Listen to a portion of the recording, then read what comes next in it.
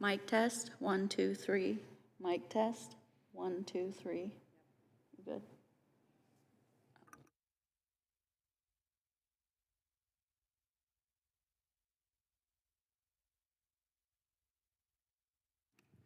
Mic test, 1, 2, 3.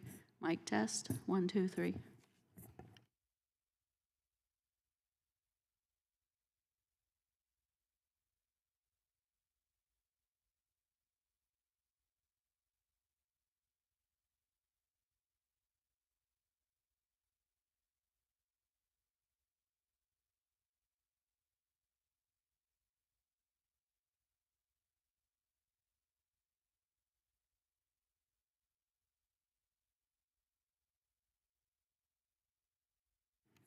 Mic test, 1, 2, 3. Mic test.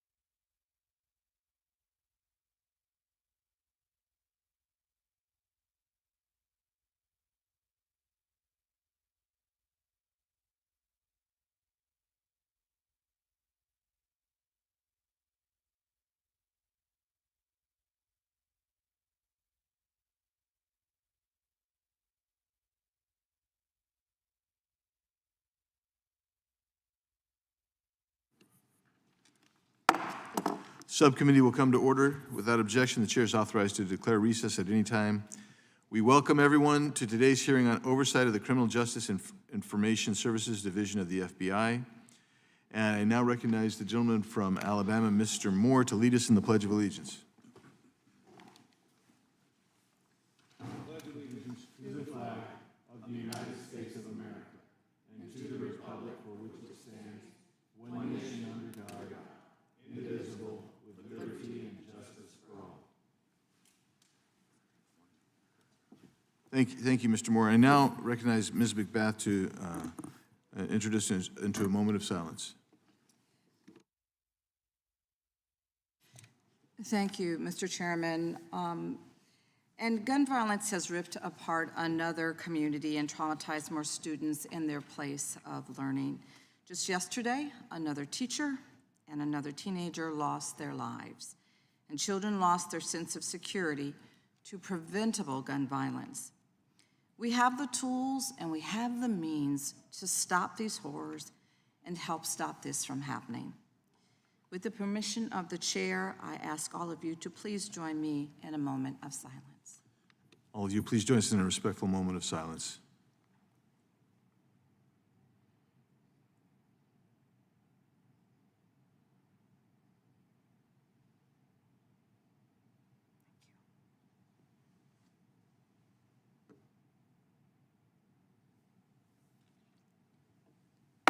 Thank you.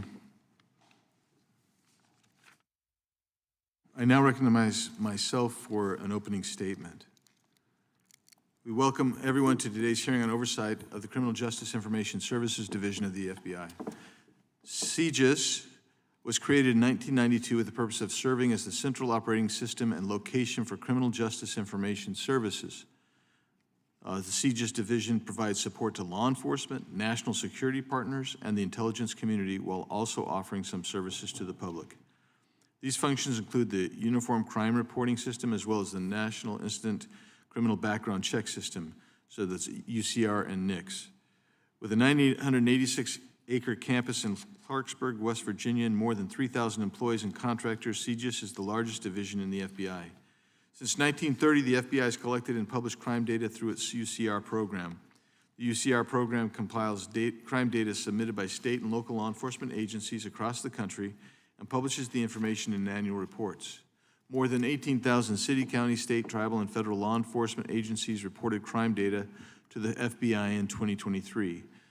However, the submission of crime data to the FBI is voluntary. According to one estimate, over 30% of police departments nationwide did not report crime data to the FBI. The crime data published by the FBI's UCR program helps inform policymakers and the public about the state of crime in the United States. The crime data also plays an important role in how federal grant dollars are allocated to state and local jurisdictions. For example, the Edward Byrne Memorial Justice Assistance Grant, the JAG program, which is managed by Bureau of Justice Assistance at the Department of Justice, allocates federal grant dollars to state and local jurisdictions based on the population of the jurisdiction and the number of violent crimes reported to the FBI. In January 2021, the FBI retired the outdated Summary Reporting System, SRS, and made the National Incident-Based Reporting System, NIBRS, the only method for law enforcement agencies to report crime data to the FBI. The NIBRS program allows law enforcement agencies to report much more detailed crime data, such as the date and time of the crime, the relationship between victim and offender, drug types and quantities, specific property involved in the crime, and many other data points. The data that gets submitted to NIBRS also includes assaults on law enforcement officers and hate crimes. In 2022, there were 19,139 law enforcement agencies enrolled in the program, but only 12,725 of them reported crime data. The FBI has been estimating crime data since 1960, but in 2017, the Justice Department's Bureau of Justice Statistics and the FBI worked together to develop the National NIBRS Estimation Project. When an agency fails to submit crime data, whether for a single month or an entire year, the NIBRS estimation methodology, quote, approximates what the expected value would be for that missing data, close quote. The FBI concedes that the estimates themselves are subject to levels of uncertainty caused by incomplete NIBRS reporting, which brings us to one of the topics that we will surely explore today. In September 2023, the FBI released UCR data purporting to show a 2.1% decrease in violent crime across the country from 2021 to 2022. That was touted in virtually every hearing by my colleagues across the aisle, that there had been this remarkable decrease in violent crime under the Biden administration.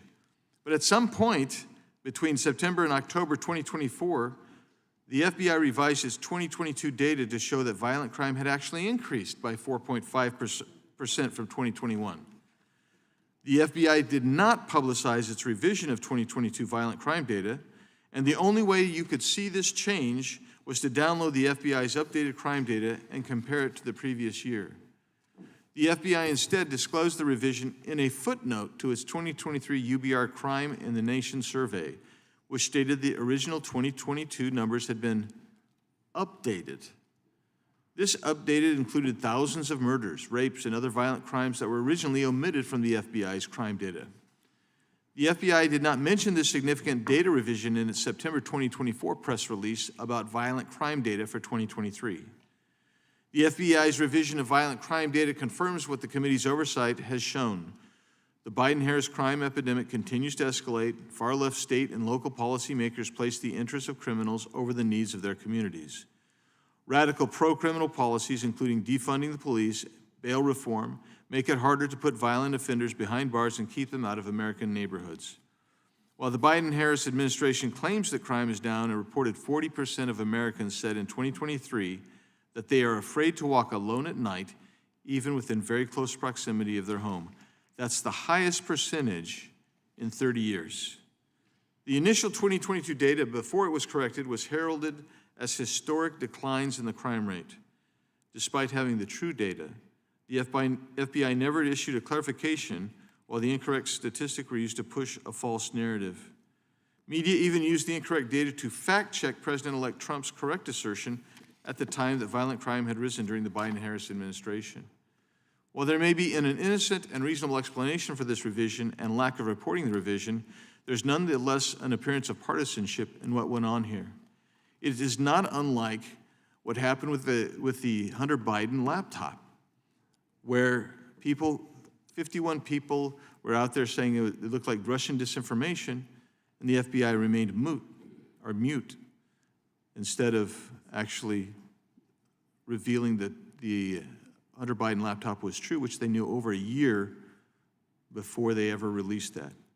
So I hope that today's hearing helps us clarify what exactly happened here, and I hope it doesn't happen again.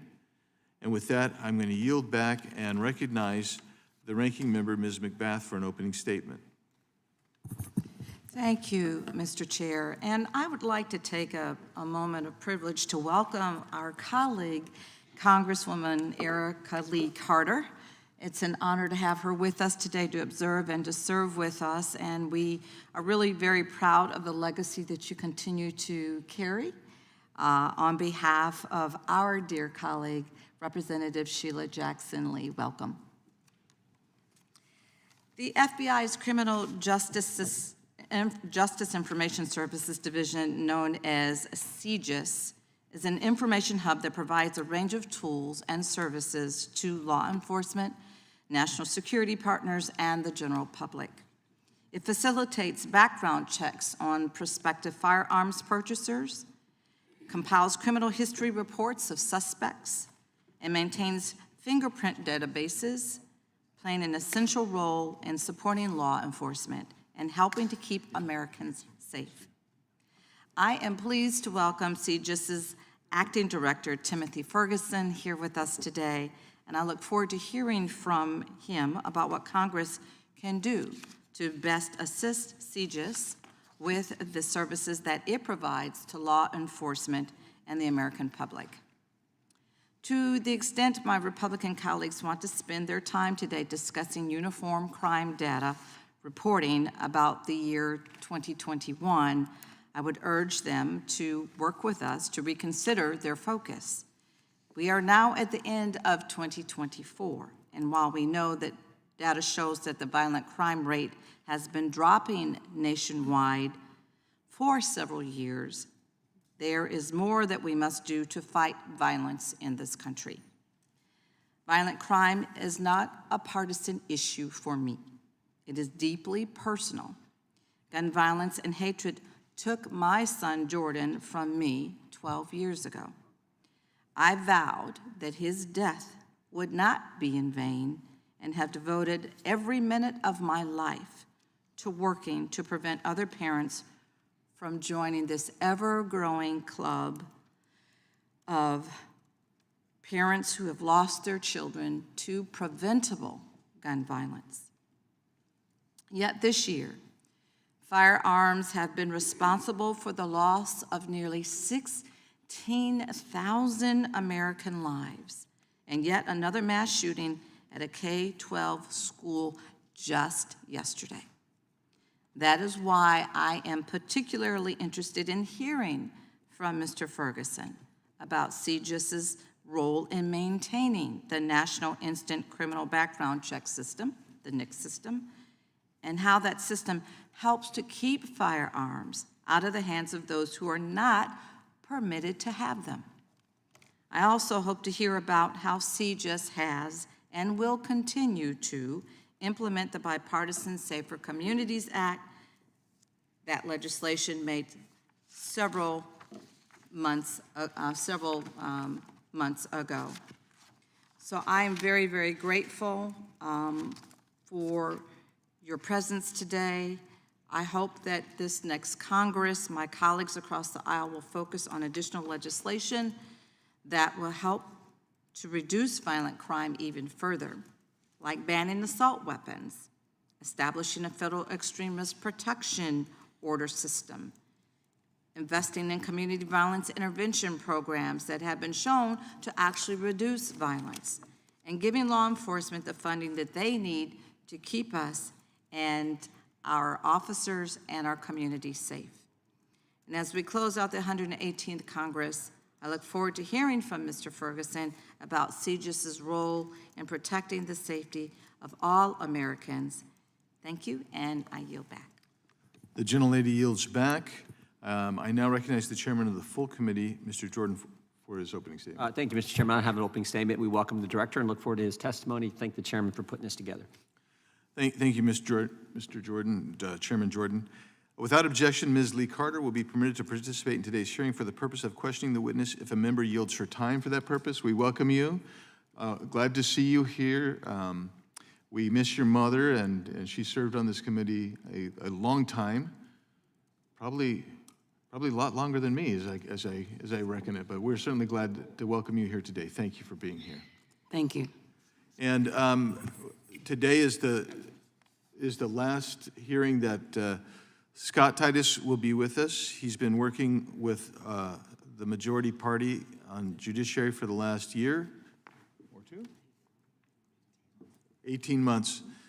He's with DHS, HSI. He's done a great job. He's been invaluable in providing us information and helping us understand that particular agency. And Scott, you'll be missed, and we wish you and your family the best as you leave this bubble and go back to the reality in Kansas City. So thank you. Thanks for being with us. Without objection, all other opening statements will be included in the record. We will now introduce today's witness, who is Mr. Timothy Ferguson.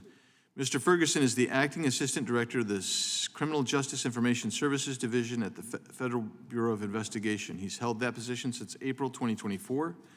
We welcome him and thank him for appearing today. We'll begin by swearing you in, Mr. Ferguson, and ask that you please rise and raise your right hand. Do you swear or affirm under penalty of perjury that the testimony you're about to give is true and correct to the best of your knowledge, information, and belief, so help you God? The record will reflect the witness's answered in the affirmative. You may be seated. Thank you. Please know that your written testimony will be entered into the record in its entirety. Accordingly, we ask that you summarize your testimony. You'll have 5 minutes to summarize your testimony. There's a clock in front of you. As it begins to wind down, it sounds a siren, et cetera. No, it doesn't. It does not. But you'll see it coming to 5 minutes, and that's when we'd ask you to wrap it up. And I'll probably tap on this just a little bit, not too loud, not because I don't want to mess up your flow, but we would like you to wrap at 5. And now, Mr. Ferguson, you're recognized for your opening statement. Good morning, Chairman Biggs, Ranking Member McBath, and members of the subcommittee. Today, I'm honored to be here representing the men and women of the Federal Bureau of Investigation's Criminal Justice Information Services Division in Clarksburg, West Virginia. The CJIS Division is one of the largest divisions in the FBI and serves a unique role that provides vital services not only to law enforcement and criminal justice agencies, but also the public we serve. Our North Central West Virginia campus is home to thousands of employees who are responsible for many public-facing programs that keep Americans safe 24 hours a day, 7 days a week. When the public calls 1-800-CALL-FBI or sends a submission through tips.fbi.gov, the CJIS Division triages and disseminates those tips to our field offices and other local, state, and federal partners. Dissemination of those tips saves lives. Our employees are making firearms eligibility determinations in an accurate and timely manner, ensuring citizens are able to exercise their Second Amendment right while keeping weapons out of the hands of those prohibited from possessing them. Last year, we processed nearly 10 million firearms background checks. We manage the National Crime Information Center, or NCIC, a lifeline for law enforcement with an average of 10 million daily transactions. The CJIS Division also houses the Next Generation Identification System, a fingerprint and criminal history repository that contains 86 million criminal fingerprints and processes a daily average of 220,000 prints. The program celebrated its 100th anniversary this year.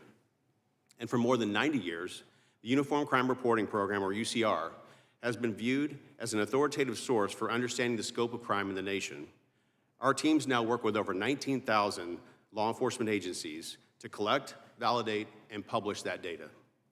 We have a no-fail mission, and I cannot be prouder of our workforce, our ability to manage services and systems 24/7, and the significant contribution we make to public and officer safety. Our employees serve with professionalism and integrity.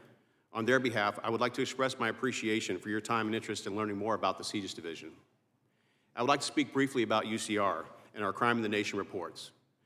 The UCR program collects data on crimes reported to law enforcement via the Summary Reporting System, or SRS, and the National Incident-Based Reporting System, or NIBRS.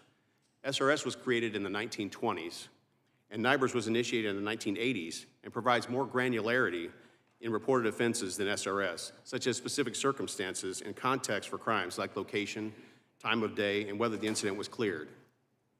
In 2016, the UCR program began transitioning to a NIBRS-only collection with a deadline of January 1st, 2021.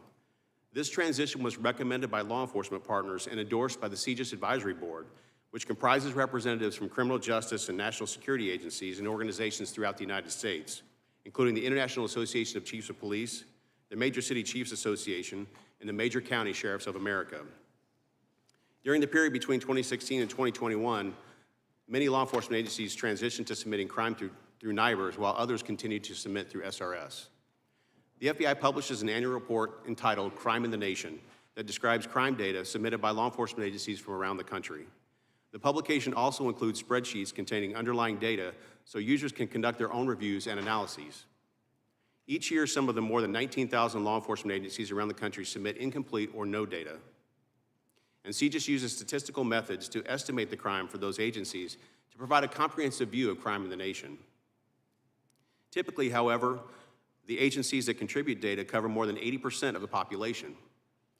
While a substantial portion of agencies around the country transitioned to NIBRS-only reporting by the January 2021 deadline, we nonetheless had gaps as numerous agencies, including some large agencies representing significant populations, did not submit data. When it came time to publish the NIBRS-only Crime in the Nation 2021 annual report in September of 2022, only about 65% of the population was represented by NIBRS participating agencies. The UCR program was unable to apply the traditional estimation methods, which require a statistically acceptable level of participation to develop year-to-year national trends. In order to close that gap of missing information, the UCR program resumed collecting SRS in 2022. In 2023, to produce meaningful estimates for the two-year trend between 21 and 22, we manually sourced 2021 data from large agencies that did not submit NIBRS to supplement what was reported that year for a statistically acceptable level of participation and a more representative trend. The trend determined reported crime decreased an estimated 1.7% from 21 to 22. Each Crime in the Nation report contains a table showing crime rates for the previous 20 years. When we released the Crime in the Nation 2023 report in September of this year, in one of the many steps we're taking to become more transparent with the data reported to us, we automated that 20-year table. This allowed the system to automatically pull data reported to the FBI to generate trends for all years in the table. The SRS data manually sourced in 2022 filled in the gaps for 2021 and demonstrate the year-to-year trend was not included in that automation process. This meant the crime estimate for 2021 appeared lower because it did not include the manually sourced crime data, and as a result, it appeared that the violent crime rose from 21 to 22. There are many intricacies when it comes to data. Please know the CJIS division is dedicated to being transparent in the process. So if you could wrap up, I'll let you go almost a minute, so extra. So Yes, sir. okay, thank you. Thanks, Director. And now we're going to proceed with under the 5-minute rule with questions, and I recognize the gentleman from Wisconsin, Mr. Tiffany. Thank you, Mr. Chairman. Director Ferguson, we see there's about 30% of municipalities are not reporting. Is that accurate? That is not an accurate statement. So for 2023 reporting, we had approximately 94% population coverage and 83% of agencies either reporting SRS or NIBRS to the UCR program. But it wasn't that way in 2021, is that what you're saying? That's correct. So are there any large municipalities that are included in those that are not reporting? Most of the large, most in population cities have transitioned to NIBRS, or we are collecting that through SRS. So we are collecting the most in population cities. Are any of them not included? Not to my knowledge. They're all included. They should all be included. The most in population cities should all be included within the SRS or NIBRS reporting. Who's responsible within your agency for notifying the public of these, the crime data? Ultimately, the buck stops with me as the acting assistant director for the CJIS division.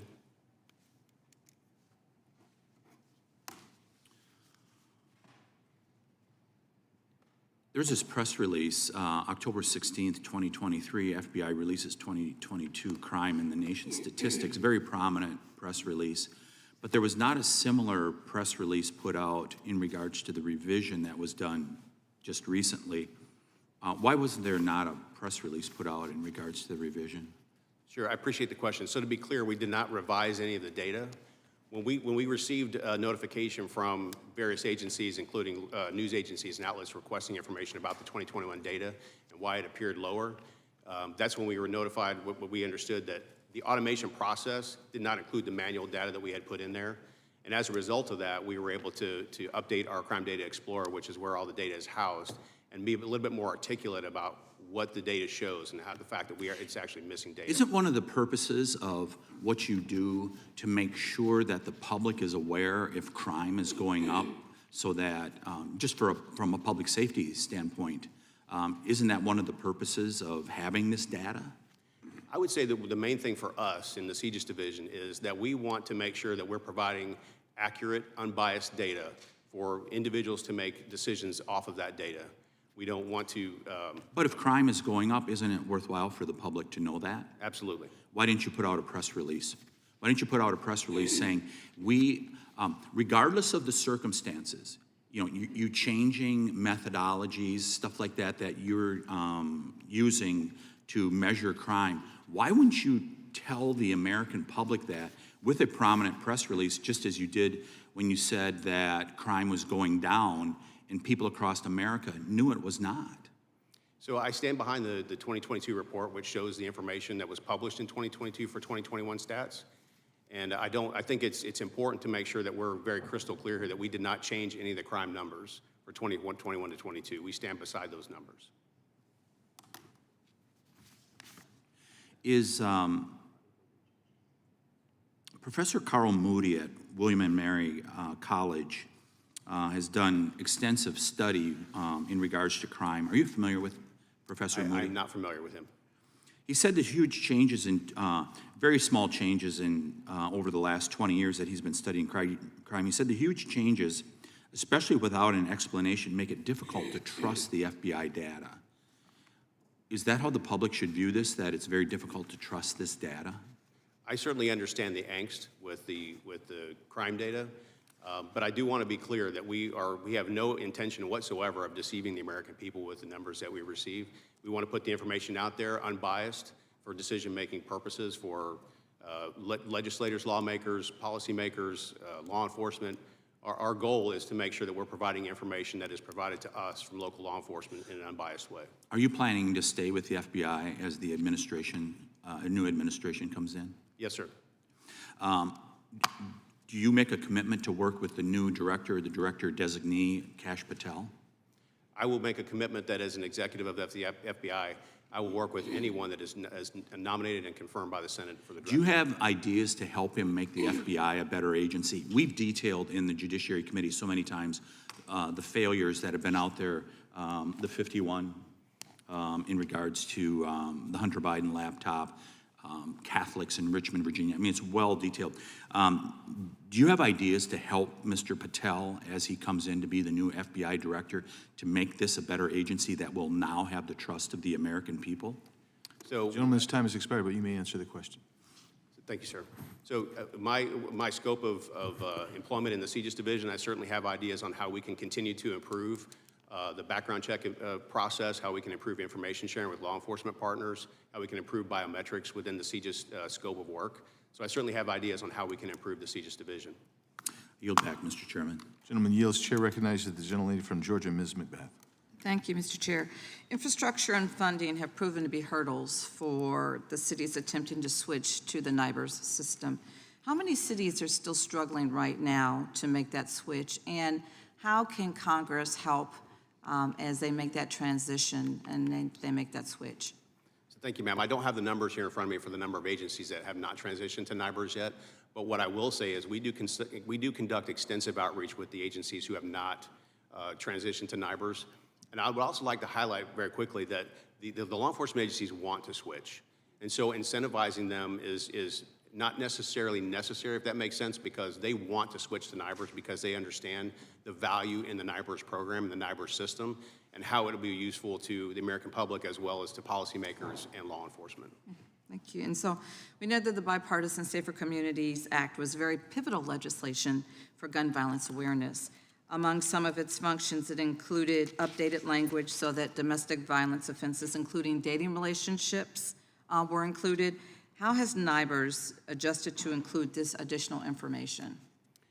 So the NIBRS system, I don't have specifically what the question asks when in regards to the incident, but that would be captured within that incident. And I think it's really important for us to highlight the fact that we do have to do extensive research and education for our law enforcement partners, because particularly with things with the dating relationships, we want to make sure that that's documented in those offense reports so that we can make determinations on, down the road on firearms eligibility should that come to fruition. Thank you so much. I'd also like to take a point of privilege to express my gratitude to Jill Gensling for her contributions to the Judiciary Committee. This is her last hearing with us, and Jill has been instrumental in supporting and furthering the work of the committee in the 118th Congress, both through the Subcommittee on Crime and her extensive involvement in oversight of the federal government. We are forever grateful for countless hours that she has dedicated to serving the committee, our members, and the country, and we know that great things are ahead for her, and we wish her the best of luck in her future endeavors. Thank you, Jill. And I'd like to yield the balance of my time to our colleague, Ms. Lee Carter. Thank you, Ranking Member McBath and Chairman Biggs, for the opportunity to join here today. Thank you for all the staff who's worked so hard on this committee for over the years. It's a privilege to be a member of the esteemed Judiciary Committee. I'm the newest one, and to round out the important work in the 118th Congress. The critical issues of criminal justice and oversight of federal agencies within this jurisdiction are ones my mother, the late Congresswoman Jackson Lee, held to the highest standards and scrutiny in ensuring justice, fairness, and dignity for all Americans. Assistant Director Ferguson, my only question is, and thank you all I really want to thank you for releasing a hate crime report. It's important that we acknowledge these types of crimes by race, by gender, by sexual orientation. In my local community, Houston, we hear those stories. We've had a lot of attacks against transgender Black women, and they deserve to be heard. Their voices deserve to be acknowledged. What type of incentives have you offered to local law enforcement, and what have you seen as successful, maybe to bring them along to participate in data collection? So what I would say again, I think the value that we provide in the CJIS division with our state and local partners is that education, and again, the value they provide to us is they've already been incentivized because they want this. The law enforcement partners want to be partners with us in making sure we're getting accurate crime data out so that it can be used across all aspects of American life, from the public safety to the legislative and policy making to academia. We're constantly working with our local and state partners to make sure that we're educating them on what we want to see or what should be seen within the NIBRS report. But again, I think it's really important to know that this is something that they want and they're asking for as well. Well, I hope we can continue to support data collection in your work. I yield the balance of my time. Thank you. Ms. McBath, do you yield back as well? I yield. Thank you. The gentlelady yields. Chair now recognizes the chairman of the entire Judiciary Committee, Chairman Jordan, the gentleman from Ohio. Thank you, Mr. Chairman. So, Director, did you lie or did you guess? I'm sorry, sir, can you repeat? When it came to the numbers, you were off. You said that violent crime went down, and it actually went up. So I want to know, were you lying to the country, or were you just guessing? So if you're referring to the 2021 data, I want to be clear that the information that we have, our most complete data set from the information we collected, shows that the crime went down. So I think when there is a question about that. Oh, so you're saying you weren't lying or you weren't guessing, you just got it wrong. I'm sorry, I don't Well, understand. my understanding is you reported that violent crime went down 2.1% for the year that you were reporting on, when in actual fact, it went up 4.5%. So you were off by a pretty large margin. I want to know what was the reason for you being off and having to adjust that figure and say, no, we said it. I think you even said in the press release it was a historic decline, when in actual fact it had increased. So I want to know again, what was the reason for you getting it wrong? Guessing, lying, or you just screwed up? So I want to be clear that the report that we issued in 2022 that showed the decline from 21 to 22 is in fact true and accurate. What is being misinterpreted right now is that our automation numbers that are showing in the system now do not show that manually sourced data. The team really wanted to make sure they got it right. So we only had 65% of the law enforcement agency population coverage when we got the 2021 numbers. Well, let me ask you a simple question. Did it go up or down? It went down, according to the data set that we have. And then what was the number you reported that went up? What was that number? We did not report a number that went up. So the footnote that said it increased 4.5%, that's wrong? Something's got to be wrong, because on one hand you say it went up, on the other hand previously you said it went down. I mean, which one is right? I'm not familiar with the footnote that said that crime went up by 4.5%. 4.5% increase in violent crime. I'm not familiar with that. I'll have to look into it. You're not familiar with that? That's the whole reason you're here. I'm not familiar with the footnote in our system that says violent crime went up 4.5% in 21 to 22. You submitted that report, it said it went up 4.5%, and you're saying that's not true? According to the data that we have from 21 to 22, violent crime went down. Violent crime went down. And then what's the 4.5% that said it went up? Where'd that come from? We just making it up? The chairman talked about his opening statement. This whole committee, the stuff we put together that we looked at for our preparation for the committee, all says it went up, and you're saying, nope, that's not true. I believe that the 4.5% number came from outside sources that are looking at the data as it sits today. That is incomplete. It only has the 65% of the law enforcement population coverage in 2020. So you stand by the number you reported back in earlier this fall, the 2.1% decline in violent crime? Yes, sir. Really? Yes, sir. Oh, I think that would be a surprise to most people. Most people we talk to feel like violent crimes increase. Certainly seems that way, but you're saying it didn't. It didn't at all. So how was the interpretation made that said it went up 4.5%? So if you look at the system as it sits today, if you go into the Crime Data Explorer and look at the 2021 numbers, it's an automated system because we're trying to go to monthly releases. So as a result of that, it's an automated system that pulled only what was reported to the FBI in the NIBRS program in 2021, which was only 65% of the population. In order to try to get it right, our team went out and manually sourced data from agencies that did not submit NIBRs, like New York City, Phoenix, Chicago, and used those numbers to supplement the NIBRs reporting in 2021 to be able to have a more true and accurate depiction of crime in the nation. And what was that number? When you put it all together, what was that number? For the number of coverage was about 78% of the 78.5%. No, what, did it go up or down? It went down. Went down. Okay, but that's still not all of it. That's 78%. Yes, sir, that's correct. Okay, but you stand by that? Yes, sir. Okay, so that's where we're at. All right. I mean, this has been the whole concern is that on one hand, you said one thing, on the other hand, we had something reported that people analyzed and said, no, it actually went up. We'd like to get the accurate information. Yeah, I yield to the chairman. Thanks, Mr. Chairman. Director, I want to ask a question, because this kind of gets to the nub of it, right? So you said 78%, you're based your data on 78% participation rate ultimately, right? Because whoever didn't participate, you went and looked at whatever their public reporting was, right? Yes, sir, and then in addition to that, the extra 22%, we used traditional NIBRS estimation methods to look at like and So let's leave the estimation methods off for a second, because I don't have time to get into that. But I want to ask this question.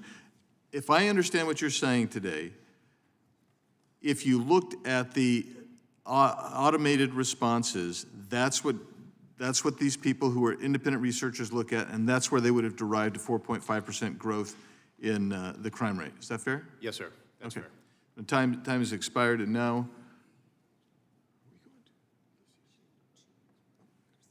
we recognize Mr. Garcia from Illinois. Thank you, Mr.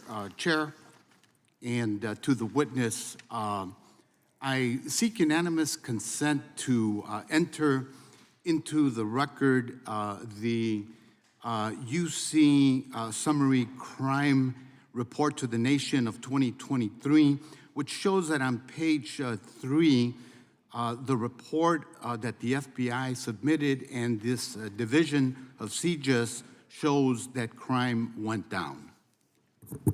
Without objection. Thank you, Mr. Chairman. I'd like to switch over to an extremely important topic under CJIS purview, the National Instant Criminal Background Check System, or NICS. I represent a district that includes a part of Chicago and its western burbs. And in my district, like in many across the country, reducing gun violence is a primary concern.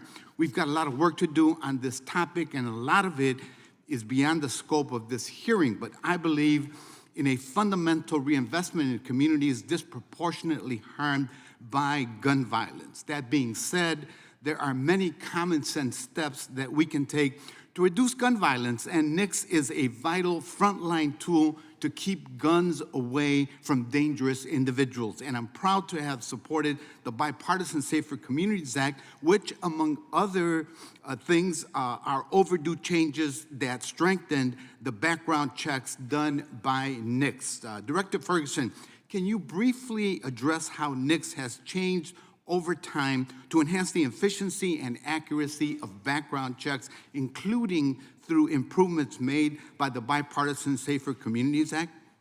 Yes, sir. Thank you very much for the opportunity to talk about the great men and women in the NICS section and the work that they're doing over there. The implementation of the Bipartisan Safer Communities Act, we implemented that as soon as it was passed. And since the implementation of that act, we have done approximately 359,000 under 21 gun background checks. So as you're familiar with the Bipartisan Safer Communities Act, under 21 requires us to do multiple things. One is to check with the state repositories for criminal history as well as mental health for juveniles, as well as to contact local law enforcement in the jurisdiction where the individual resides. So as a result of these 3 enhanced background checks, we have conducted over 359,000 under 21 checks. And in addition to that, we've hit just over 960 denials based on that, and the rest of them proceeds. It has been a little bit of a difficult effort to explain to our law enforcement partners why we're contacting them, but we have made some significant strides. We started off in the single digits with the number of responses we were getting from the state criminal history and mental health repositories, as well as law enforcement agencies. But now we're at an average of over 70% responses from all those agencies to our inquiries. We still have some work to do. There are still some agencies, or excuse me, there's still some states out there that do prohibit the sharing of juvenile mental health and criminal history information, even if it's to the NICS background check system. We still have some more work to do, but we're working through that process, and the amazing men and women in the NICS section are doing a phenomenal job implementing that, as well as the provisions of the Brady Handgun Act. Thank you, and please keep working on that because the increase in participation is critical. Can you provide some examples on how these improvements have helped individuals with, say, mental health concerns or a criminal record from getting a gun? So we see in my position here, I'm very lucky that I get to see pockets of excellence across the entire division, but on a daily basis, we're seeing the denials. If there is a denial that comes in on an under 21 check, those are reported to me on a daily basis, and I am seeing that individuals who have some mental health issues or have been adjudicated as mental defective have been denied, as well as a myriad of other different offenses in which people happen to be denied for that. But I want to highlight specifically, again, what I mentioned before, that we're just over 960 denials with over 359,000 or 354,000 checks that have come in for under 21. Thank you. Let me switch gears to data security topic. It's of primary importance for a government agency like CJIS that handles sensitive personal information. What measures does your division take to ensure that data confidentiality is protected within the NICS system? And you've got about 15 seconds. That's a great question. I would say, we obviously are implementing the executive order that was passed here recently with regard to cybersecurity. So we're implementing those processes, as well as the implementation of the NIST standards for cybersecurity excellence. And so we're also implementing those procedures as well. Thank you, Mr. Ferguson. I yield back, Mr. Chair. Gentleman yields. Chair now recognizes the gentleman from Texas, Mr. Nels. Hey, Mr. Ferguson, thank you for being here. 19,000 law enforcement agencies reporting. Are there 19,000 agencies reporting? Is it required to report your crime? No, sir, it's not. Do you believe there should be some law that would require a law enforcement agency to report their crimes to their communities? I mean, if I was going to move into some place, I'd kind of want to be able to go to a website to see how many index crimes, the robbery, rape, murder, all that. What I can tell you is that my experience with the law enforcement agencies we work with, they want to do this. They do? They do want to report this stuff to us, yes. Most of them? All of the 19,000 that are in the program right now want to report. All right. If I was the mayor of Chicago or New York over the past couple of years, you think I would really be willing to release all that information to the FBI so the American people can see an increase of crime? I'm not certain the process that would be followed for the mayor to stop the reporting of uniform crime reporting to the FBI. Well, if there's no teeth behind it, if New York City, Chicago, and LA, big cities, you talk about, 78% participation rate? When you have those three big cities with the millions of people in it, they didn't report in 2021. So how in the hell would anybody, even on the city council, or anybody in that community even know, do we have enough police? Also in the UCR and Neighbors, I'm a little experienced with this because I was a sheriff, but it also shows the solve rates of the crimes. Like, what is the average solve rate? Explain to people, what's the average solve rate on a burglary in the United States of America? I don't have the numbers. Oh, it's less than 10%. We don't solve too many of them. But the point I'm making, this is good information for the American people to have at their disposal as it relates to whether they want to move into a certain community within a certain state. And why would New York, I'll tell you why would Chicago, LA, and New York City not want to report their crime? Because it's bad. It's bad news. Politics gets involved. And if you don't have to report it, why should I? I wouldn't report it. I think this committee should look at it and say maybe we should require. Because if you don't report it, you're hiding something. Because I loved reporting my crime in the UCR because we solved more crime than anybody. And it was something for me to motivate my personnel with. And being an elected sheriff, I was sharing with people. We solve more crime and have less crime than all the surrounding counties. It was good news to share. But if you're one of those municipalities where crime is out of control, and we've seen it in these large cities, Chicago, LA, New York, you're not going to want to report it. Do you believe that we should withhold any type of grant funding? UASI grant funding, all of it from municipalities that refuse to report? So while it would be improper for me to talk about withholding funding, what I can say is that the law enforcement agencies that report, we are at almost 85% of law enforcement agencies that are reporting, covering 94% of the population. Have you ever changed a report? Has a large agency or any one of the agencies ever called you up one day and said, hey, buddy, you reported this, but we sent you that? Not to my knowledge, no. Okay, here's one. Baltimore reported, now you would think the city of Baltimore would know how many homicides they have. I mean, come on. I mean, pretty simple. Part one, index crime. They reported 262 murders in 2023, and you reported they only had 225. How does that happen? I'll have to look into that. Yeah, that's a problem. But You wonder why your agency's not trusted, why the FBI needs to have a completely overhauled. The Milwaukee Police Department reported a 7% increase in robberies, but the FBI showed a 13% decrease. Who's manipulating this data? what I can tell you is that the law enforcement agencies have the ability to change their data at any given time. We don't stop them from doing that. We produce a static report that's static for that time period, and that at any given time, they can change their crime stats. But we have no desire but to do anything but get it right. So the Washington Examiner had a report back in April 5th of 2024 that exposes your inaccurate information in the reporting that we've seen out of the FBI. It needs to be addressed, and I'm hoping this committee can look at holding large agencies accountable. I know the UCR is a little different from NIBRS. It's a little bit more complex, a little bit more complicated, but I think we should require agencies to provide that information, whether it's good or bad, because I think the American people have a right. Would the gentleman yield for once? Sure, if time's out, go ahead, Mr. Chairman. Does Chicago report, Mr. Ferguson, its data to the Time is, FBI? I'm sorry. They didn't report in Mr. Garcia. 2021, that's clear. Sorry, Mr. Garcia, time has expired. We're both, for every gentleman up here, both you guys, it's expired. Chair recognizes now the gentleman from Alabama, Mr. Moore. Thank you, Mr. Chairman. Mr. Ferguson, thank you for being here. What criteria does NICS use to determine whether an individual is prohibited from purchasing a firearm? So the National Institute Background Check System searches 3 databases. We search III, NCIC, and the NICS indices to determine if a person is prohibited from purchasing a firearm. So what is III? III is the Interstate Identification Index, and I apologize, that is the criminal history index that is maintained within the Next Generation Identification System. I got you. So how often are denials reviewed to ensure accuracy and fairness? I'm sorry, sir. How often are the denials reviewed to ensure accuracy and fairness? How can the... How often are the denials reviewed? Sorry, maybe a Southern. How often do we over the course of fiscal year 24, we had approximately 10,000 requests for a review of denials. And, excuse me, let me make sure that I have the numbers right on that. 18,000 was the number, 18,500 requests for review on denials. Out of those, 10,000 were sustained, and approximately 3,000 were overturned. Okay, of the 116,578 denials in 2023, how many denials involved confirmed criminal activity versus administrative or technical errors? For the 2023 numbers, I don't have that in front of me, but I can get a report for you, sir. Any idea what percent maybe were technical errors or possible administrative issues?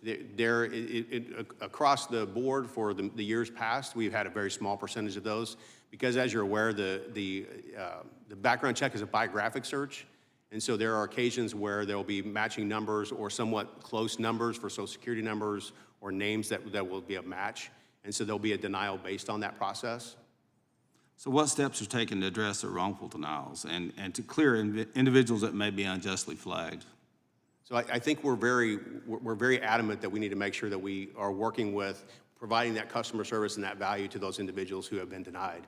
We work every single day, generally speaking, with individuals who contact us. We have a tip line that they can call and talk to us about a denial, and then we'll walk them through the process to where we give them what we call the voluntary appeals file. So we'll give them a PIN. So in the event that this ever happens in the future, they'll have a PIN so they can give the PIN to the federal firearms licensee so that they will not be denied anymore, unless there's obviously another issue down the road. So how do you ensure that law-abiding citizens are not improperly denied their Second Amendment rights? We continue to, You know, we have a quality assurance program that we use within the NICS section to make sure that we're getting it right. So we take a sampling of all of the transactions that come in, and we have a pretty robust QA program that looks at that. And what we do is you know, if we find discrepancies, we'll work with the individuals who have attempted to purchase a firearm to get them through that discrepancy. We also learn from that. We use that for our training to train our people to make sure that we're getting it right. And I'm very proud of the fact that over the last 35 months, actually, we have hit our immediate determination rate of 90% or better over the last 35 months. And what that means is within the first 15 to 30 minutes of a person standing at a gun counter, over 90% of the time we're able to make an adjudication right there at that moment and allow them to either purchase if they're not prohibited or deny it if it's a prohibited person. What happens if you don't make the adjudication within the 30 minutes while they're waiting there at their Ace Hardware or whatever it is to buy a shotgun? What happens? So generally speaking, what happens is the remainder of those will be transferred over to the NICS section where we have legal instruments examiners who are looking at those as they're coming in. We adjudicate the majority of those within 30 minutes of receiving those if we can. And then the remainder of those may be delayed because we have to try to get some more records. One of the issues we're having in a lot of different states is we'll have dispositions that aren't entered into the system. So we'll see a person that's been arrested for a particular crime that may be prohibiting, but there's no disposition, so we're not really sure if that person is prohibited or not. So what we're having to do, that's an example. So what we're having to do at that point is we have to delay, and then we have to contact that law enforcement agency or court system and request those records to make sure the person is lawfully able to purchase a firearm. My understanding is if you don't get an answer within 3 days, they're required to sell you the firearm. Is that correct? Yes, sir, that's correct. According to the provisions of the Brady Handgun Act. Okay. They're authorized to, the FFLs are allowed to, yes. Gotcha. Okay. Well, with that, Mr. Chairman, I'll yield back. Thank you. Thank you. The chair now recognizes the gentleman from California, Mr. Kiley. Good morning, Director. There's been some confusion about the methodology behind the calculation of the crime rate and the reporting statistics. So I wanted to try to clear a few things up. So you're typically, I believe you testified that the jurisdictions that report sort of voluntarily make up some 80% or 80% of jurisdictions report. Is that right? For the law enforcement agencies that cover, for this year, 83% of the law enforcement agencies covering 94% of the population. Okay, and so your usual methodology to fill in the gaps is you use the existing data to sort of identify comparable jurisdictions to the missing jurisdictions, and then use that to come up with an overall holistic estimate. Is that right? Yes, and I apologize, I'm not a statistician, but yes, that's at a high level, yes, that's what we're doing. But the problem in 21-22, you said, is you only had 65% of jurisdictions report, and from a statistical point of view, that wasn't sufficient to then use your typical methodology to fill in the gaps with a like jurisdiction comparison. Is that right? Yes, sir, that's correct. So then in order to reach that threshold, you went out and manually collected statistics from jurisdictions that hadn't voluntarily reported. Is that right? We collected data from the agencies that had not transitioned to NIBRs yet. Right, and so then you kept doing that until you had enough data overall to use your typical like jurisdiction estimation method to come up with a nationwide estimate. Is that right? Yes, sir. Okay, so what did and you're claiming that then that number, based upon A, those who reported voluntarily, B, those you manually collected, and C, the estimate you came up from the jurisdictions that were still missing, that comprised of what, 1.2% decline or whatever it was. Is that right? That is correct. Okay, so what does this manual collection process look like? I guess that's what I'm curious about. So essentially what we're doing is we're going to the for lack of a better terms, the ComStats. For instance, Chicago, as an example, has a ComStat that's available, publicly available information that shows their crime data. And so we would go to there and collect that data for that time period from those jurisdictions. And do you know what percent that hadn't initially reported then reported using in response to those inquiries? What percentage we use, the manual percentage? Or yeah, or what, I mean, how much was still missing, I guess is what I'm asking. So we collected an additional approximately 14%. So that got us up to about 78 to 79% of data that we had collected from the law enforcement agency. And did you contact everyone of all the missing jurisdictions, or how did you go about deciding who to manually collect? We definitely wanted to make sure that we hit the most in population cities. And so, as I mentioned before, the cities like Phoenix, Phoenix, New York, I think Chicago is one of them. So we went to the most in population cities to gather that data. And so when you did that, did they all say, oh, sorry, we forgot, here's the data, or did some still not provide it? How did that go? No, we didn't have any issues collecting that data. It was manually sourced and it was publicly available. manually sourced and publicly, so what does that mean? That just means we went out and got it. We didn't ingest it into the system. We went out and physically got it manually, or went out and got it from the agencies, and then it was publicly available. So the agencies had already published the data, they just hadn't bothered to send it to the FBI? The issue with 2021 was that it was a NIBRS-only collection, so those cities were the ones that were still using the old SRS process and had not transitioned to NIBRS yet. It kind of seems to me like there's a lot of opportunities for statistical bias to creep in here based on who you decided to ask it for, based on who decided to hand it over. And then not only is that manually collected data then going into the number, but it's being used as the basis to extrapolate the numbers for other jurisdictions. So why, and you had never done this before, so I mean, have the statisticians assured you this was statistically sound? Do you understand why we have questions? That is correct. We have some tremendous professional data scientists and statisticians that work in the UCR program that do phenomenal work. And yeah, I mean, I would absolutely say that this got us to a statistically significant level of response to be able to show that crime trend. Because it seems kind of odd that you had the automatic, update that actually shows crime went up, but then when you manually corrected it, it shows it went down. But actually, some of the missing jurisdictions were LA, San Francisco, some very high crime areas. So why do you think there was that kind of change in the directionality of the crime rate? I'm not sure that I understand your question, but just to reiterate, what is being shown now, what you can see now in the system, it does not contain that manually sourced data, which is the reason why it appears they're too low, because the jurisdictions that did not provide NIBRS data is not included in that data set right now. So when President Joe Biden came out and said there was a record decline in crime, do you think that was correct? I would have to go back and take a look at the crime trends from the previous several years as to whether or not that our report was reporting historically low crimes. I'm not certain about that. I'd have to go back and look at the report. And at the very least, the report Gentleman's only time's talks expired. about reported crimes, right? So it wouldn't account for in areas like, throughout my state of California, where a lot of crime is unreported. That wouldn't be baked into your report, correct? Yes, sir, that's correct. My time Gentleman's is expired. I yield back. Thank you.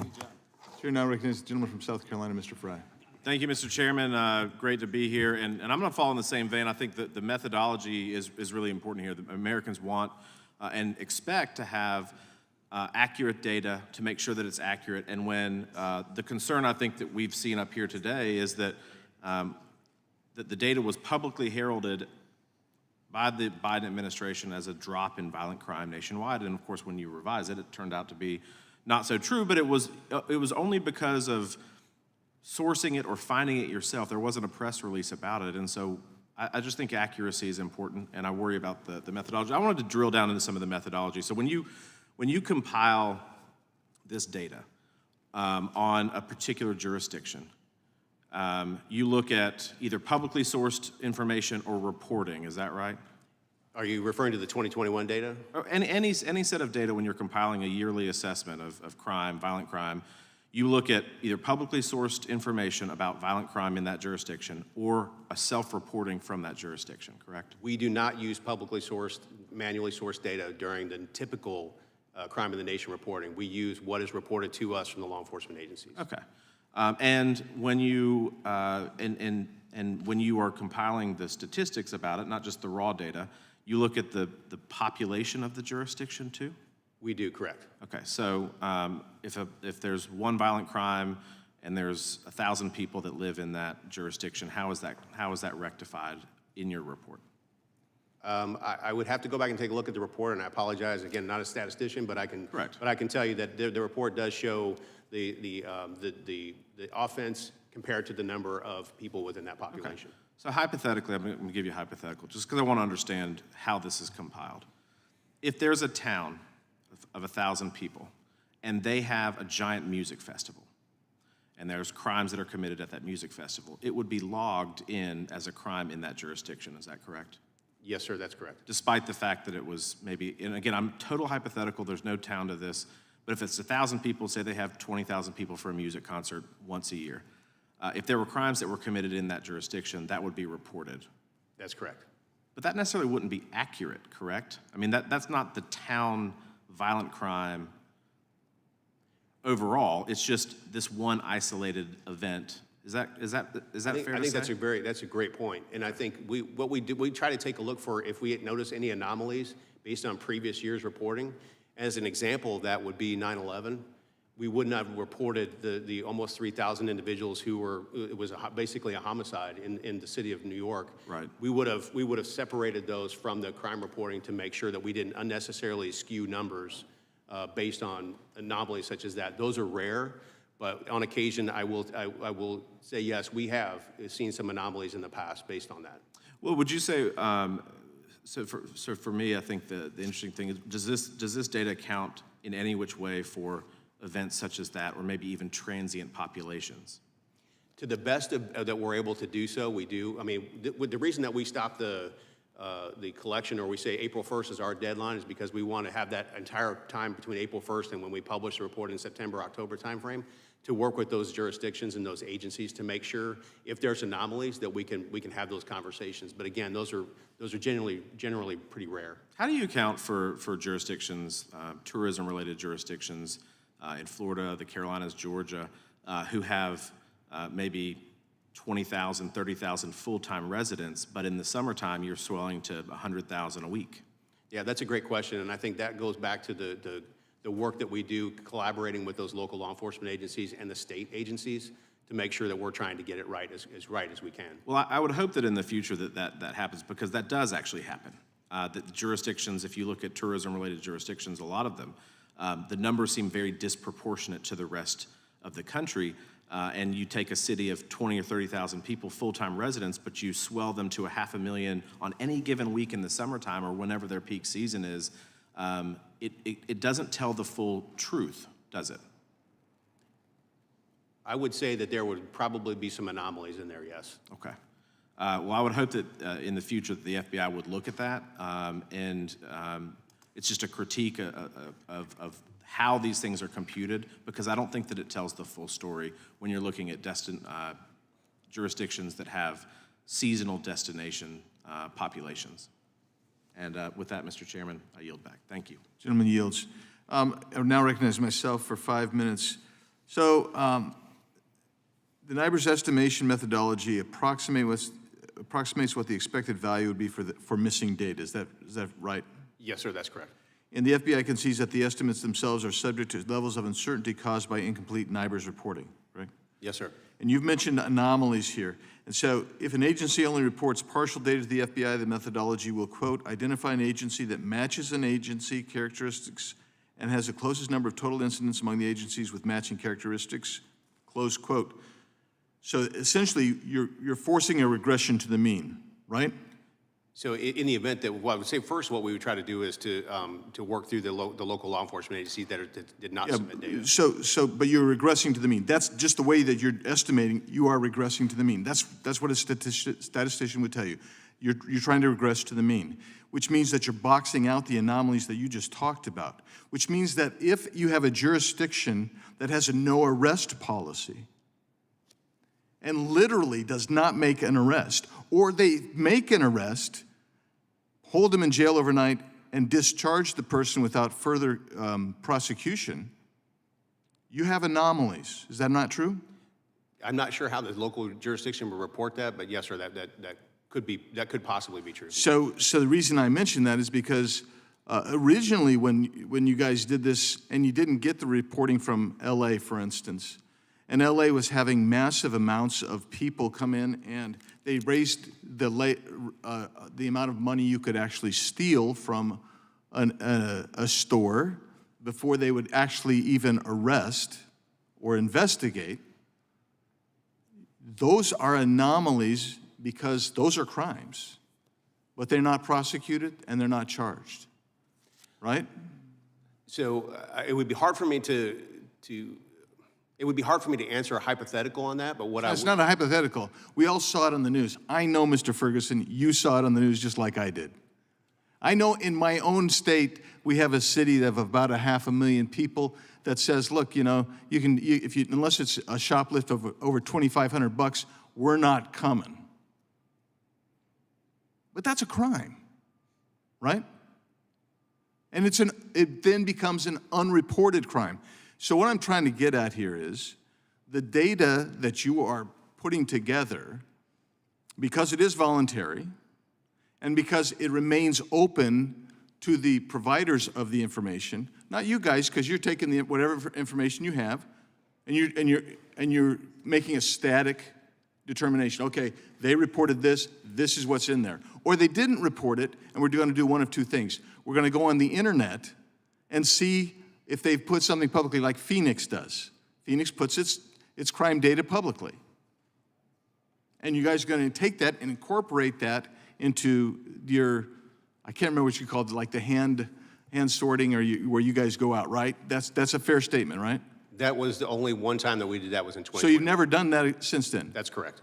So if they don't actually respond, and now you just... We will do one of two things. We will work with the law enforcement agency, reach out to the law enforcement agency to try to attempt to get that information if there's missing data, or we'll apply the traditional NIBRS estimation which is where you're saying, well, you know, Phoenix is a little bit bigger than Houston maybe, and Houston's numbers are this. Similarly situated, they both have high illegal migrant populations rolling through them, so we're going to say that maybe Phoenix would have roughly the same amount. Is that fair? That sounds to be a fair Right. So this is the problem that I think that we may be having on our side, is that doesn't sound like something I would rely on, because Phoenix is very different than Houston. Phoenix has, like Houston, literally thousands of drop houses for illegal aliens coming through.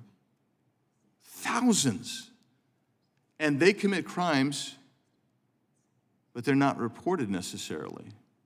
And that vacuum leaves a hole in the statistical data, where the statistical data set that you guys are relying on a data set that's reported to you, and I get that, but what happens is it may not be accurate and accurately reflecting that municipality, that jurisdiction's crime rate.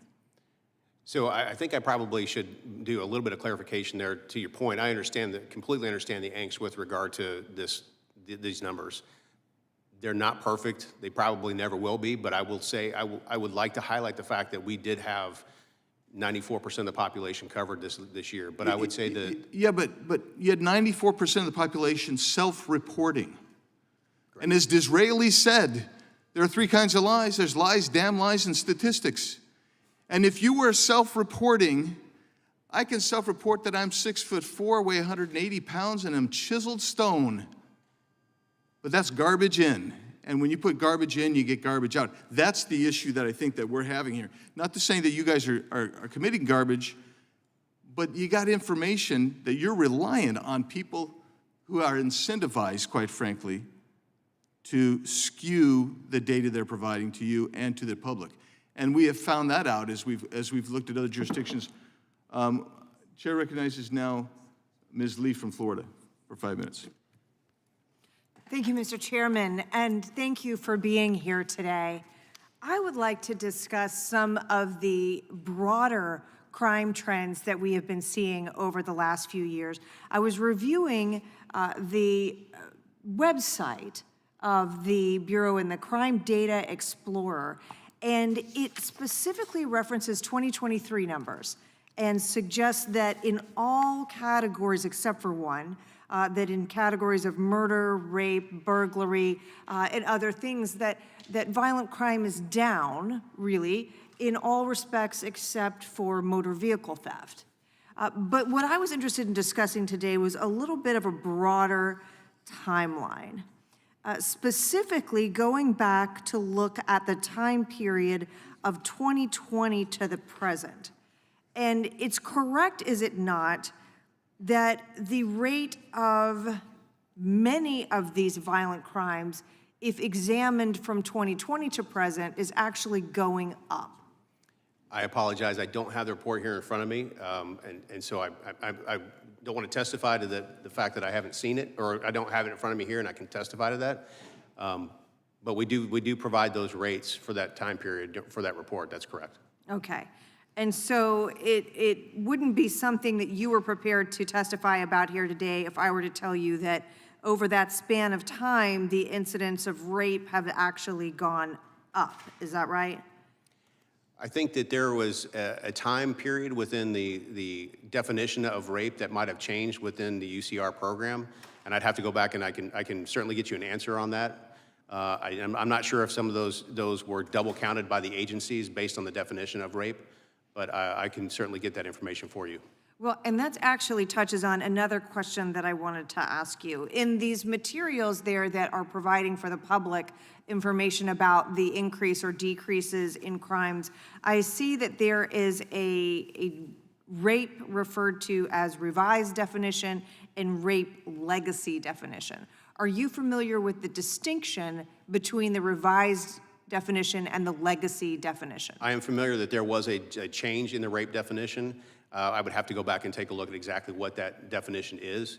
But when the change came about, it was publicized to all of our law enforcement agencies so that whenever it was captured in the statistics, that it would capture accurately. Now, and it's also true, is it not, that in compiling these statistics and preparing these reports and sharing with the public, you rely on accurate reporting from state and local law enforcement agencies about incidences of these types of crimes in their areas? Yes, ma'am. So if you were not getting full and complete information from state and local law enforcement agencies, then it would be impossible for you to accurately prepare a compilation number of violent crime trends across the United States of America. If they did not report that, that would be correct. We would not be able to provide that national trend for accuracy. So tell us what you are doing to ensure. Do you have any sort of audit, any sort of review, any sort of verification process to develop a comfort level for yourself that you're getting full and complete information from municipalities and states to prepare this data? That's a great question. Thank you for that. So we are obviously relying on the municipalities to provide that information to us. What I can say is a couple of things. One is that we use technology to see if there's any anomalies. If something is significantly off, that it'll alert one of the statisticians to take a look at that, to contact that local jurisdiction to say, hey, either your numbers for hate crime look like they're way up, they look like they're way down, you didn't report anything in June, July, and August, is this right? Do we want to work through that process? In addition to that, when we also have a quality assurance program within our statisticians, and again, relying on the data that we receive from our law enforcement partners, so we do the QA internally. In addition to that, we have a 2-week time period where we notify the law enforcement agencies that this is the numbers that we have for you. Please go in and QA and verify to verify that it's right. Thank you, Mr. Ferguson. I yield the balance of my time to the chairman. And I yield that time, if possible, to Chairman Jordan. Mr. Chairman, so I'm going to go back to this manual collection. Did the manual collection that you've talked about a lot, did that change the violent crime statistics? That changed the number you had? That would have changed the numbers because it would obviously added an additional 18% of the population. Did it change it? How did it change it? Did it make the violent crime numbers go down or go up? It would have made the violent crime numbers go down because what you're seeing in the report now, if you looked at the report, which is where the issue comes in with the 4.5% increase, if we didn't use that manual entered data that we went out and got from those law enforcement agencies, then you would see that percentage increase. So because we went out and manually sourced that crime data. And do you always go out and do any this manual collection? Does that happen every single year? No, sir. That's the only time we've ever done that. So the only time you ever have done it resulted in what was reported as violent crime going up. Actually, you reported it then as violent crime going down. With the numbers that we had, the data set that we had, it reported that the violent crime was going down. And you've never done that before? No, sir. I find that interesting, right? Like, you've never done it before, but this time, oh, violent crime went up, we're going to go do something we've never done before, and as a result of that, violent crime went down, shazam, we can report that, and that gets used in a political context during the debate and everything else. You find that interesting? What I will say is that our desire in the CJIS division is to get it right and get the information out there to the public for whatever use they need. And our desire to try to make sure that we had a statistically significant number to create those trends. Unfortunately, no good deed goes unpunished, and we're trying to do it right. In years prior, when you didn't go do the manual, what was the reporting percent coming in? Was it much higher, or was it relatively the same as it was in this particular year? I would have to go back and look at it. I would say it's relatively the same when we had because we had 78% of the population covered. I believe it's 78% of the population covered with the 2021 data set. I would say relatively the same. So if it was the same, why'd you do it? Why'd you do it for this particular year when you reported 4 weeks before the election? I'm sorry, let me clarify. Had we not manually sourced that data to get up to 78% of the population covered, we would have only had 65% or less of the population covered. And when we looked at that, we said, we want to make sure that we're providing the most information that we can, and we recognize these agencies did not submit data, so we want to go out and get this What's the lowest number you've ever went with before? In other years, was it close to the 60-some%? I apologize, I do not know the answer to that question, but I would say 65% in my estimation is not statistically significant. I appreciate the chairman. I just think it's interesting. The 1 year that they go do something that they've never done before happens to be the year that's going to get reported 4 weeks before an election, and it changes the outcome. That's sort of the whole point. I yield back. Thanks, Mr. Chairman. Chair now recognizes the gentleman from Georgia, Mr. Johnson, for his 5 minutes. Thank you, Mr. Chairman.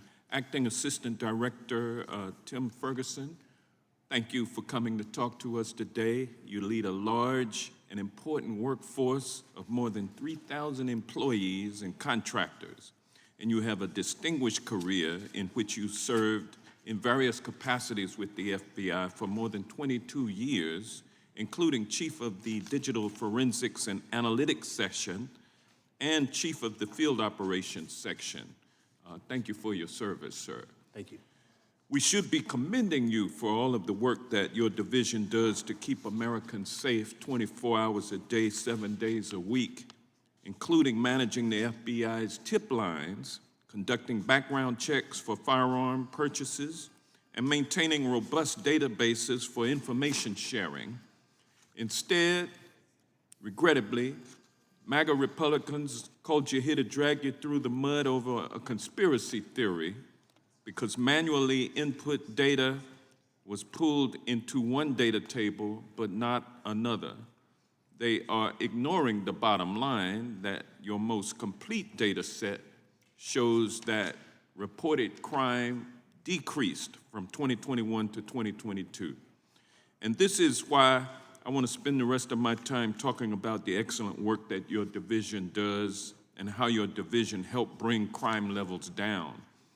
Acting Assistant Director Ferguson, can you discuss any recent initiatives or projects undertaken by the Criminal Justice Information Services Division that has had a significant impact on the law enforcement community? Yes, sir. Thank you very much for that question. Beginning of February of this year, in an effort to continue the increase in information sharing from the CJIS division and the tips that we receive to our law enforcement partners, we began a new initiative where we are sharing tips that we receive directly with state and local law enforcement agencies. This is something that's new and innovative within the CJIS division, and it's actually thanks to the work that the NICS section did with regard to zip code mapping for the implementation of the NICS Denial Notification Act. We were able to use that with our National Threat Operations section and use that zip code mapping to be able to send tips directly to state and local partners. So we don't have to rely on sending it to the field office and the field office sending it to the local law enforcement partners. We can send it directly to our law enforcement partners. That's great. The National Crime Information Center is a vital crime data system available to law enforcement agencies at all hours of the day and night, and it contains over 18.4 million records. Assistant Director Ferguson, how does the NCIC support information sharing and communication between law enforcement agencies at the national level? What a phenomenal system that is, the National Crime Information Center, and the work that the CJIS division staff does on implementing the processes within NCIC, updating NCIC. It contains 22 separate files. And we have over 10 million hits per day. In other words, 10 million inquiries per day from law enforcement. And it is absolutely a lifeline, especially when it comes to officer safety, because within NCIC is the wants and warrants file. So if an individual is pulled over or is encountered by law enforcement and that person has a warrant or has violent tendencies, that officer is made aware of that and makes those officers safe. Right now, we're probably going to hit one of our historic highs for the number of officers that have been killed in the line of duty this year. And NCIC saves lives of those officers on the street. Thank you. Reducing gun violence is very important. Just yesterday, another community was shaken by gun violence when a student killed 2 people and injured 6 others at her Wisconsin school. In Philadelphia last weekend, dozens of people were shot and 4 died. We combat this scourge in part by conducting thorough background checks before allowing people to purchase firearms. Acting Assistant Director Ferguson, how does the NCIS collaborate with federal, state, and local agencies to ensure the completeness and accuracy of firearm background check information? And how has the NCIS evolved over time to enhance the efficiency and accuracy of background checks? That's a great question, and I don't think I have time to answer it completely, but what I will say is that the NICS section, I'm appreciative to the legislative body here for the support that they provided to the NICS section for the resources that we have. As a result of that, we are able to automate quite a bit of the services that we provide. As I mentioned before, we have a 90% immediate determination rate for the last 35 months, 90+% for the last 35 months, to be able to make that determination within the first 15 to 30 minutes of a person being at the gun counter, being able to provide that service, that value to the community. Again, the automation methods that we're working through, we just have an amazing team of folks over in NICS that are committed to protecting the Second Amendment and protecting the American people. Gentleman's time has expired. Thank you. I have an article I want to admit into the record by unanimous consent. Stealth edit, FBI quietly revises violent crime stats, dated October 16, 2024. Without objection, so ordered. And that concludes today's hearing. Thank you, Assistant Director Ferguson. Are you Assistant Director? Or Acting Director. Yeah. Acting Assistant Director, yes, sir. Okay. Well, thank you for being here today, Mr. Ferguson. And with that, we're going to adjourn.